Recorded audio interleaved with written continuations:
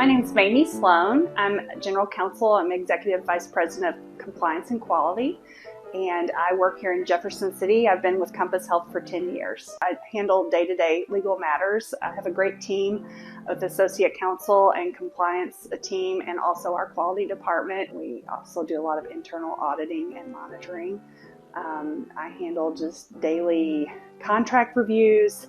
If we have, like in the case of last year, we had a merger that we worked on. So I handle a lot of business transactions that just are part of the day-to-day.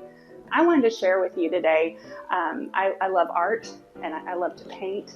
I actually love to play the piano, and I was a music major initially in college before I ended up going a different route, psychology and law. But I love to play piano, and I like photography, and I like to paint, and as you can see, I like bright colors. I still feel like I have a lot to learn as an artist. I didn't really get to study it formally, and so a lot of what I do is trial and error, and it's just something that I do for pure enjoyment. But how I knew that I loved it was just probably from a child, just drawing and spending time with my grandmother. Some of my pieces here are my grandmother's, and I've just spent a lot of time with her, and I admired her work, and she probably helped me to develop an appreciation very young. I will just say a memorable experience was just when I got started. It's never too late to get started. That's what I would tell people.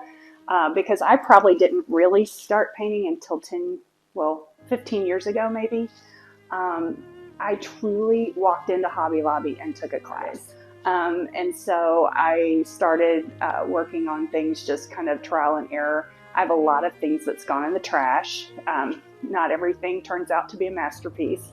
But again, I think it's trial and error. And to me, it was just a very therapeutic thing to just have, play music and to paint and to just kind of get lost in what you're doing. And just sometimes I wouldn't even have a plan. It's just whatever color, whatever you feel that day or in that moment. Just talk to people that can help you. But I truly have enjoyed social media, and you find certain artists that you like and you can start to follow them and kind of adapt your style to fit other people that you see. So I do a lot of, where I look on social media or I watch YouTube videos. It's helped my life in a lot of different ways. I think it's a great way to channel. It's a little bit like a coping mechanism. It's a way to handle stress. It's a way to kind of become more centered, and sometimes I don't even know how I'm feeling until I see what I've produced. And I can look back on a painting and remember, oh, I was having a really hard day that day, or that was, I go back and reflect on some of my paintings, and I can kind of see, where my head was at that day. But really, it's given me just an outlet to express my creativity. Family and work are first. Getting to spend time with doing my hobbies, you fit things in when you can. But in fact, I feel like things have been very busy. I don't always get as much time to paint. But then I will say during the pandemic, as horrible as that was, one of the benefits of the pandemic was we had some more time at home where I was able to really focus on creating some more work. And I had kind of another surge, I guess, during the pandemic where I was able to focus on some more things and really focus on improvement. And I think now that life is much busier again and has a faster pace, I don't always have as much time to dedicate towards it as I did when everything was shut down. During the pandemic, you couldn't get out and nothing was open and you couldn't get canvas. So I started painting on anything I could find in the garage.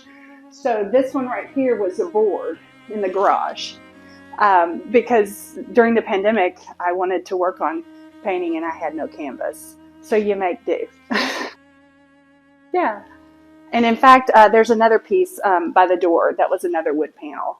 So I kind of was just walking through the garage and found these wood panels that we were either going to donate to Goodwill or throw away, and I just started painting on them. And don't be scared to start, and don't be scared to mess up, and don't be afraid to just, if you see a class that you're interested in, take it. If you find a YouTube, that I will say, the resources that we now have on the internet with YouTube videos, you don't even have to pay for a class, because there's a lot of these tutorials that you can watch.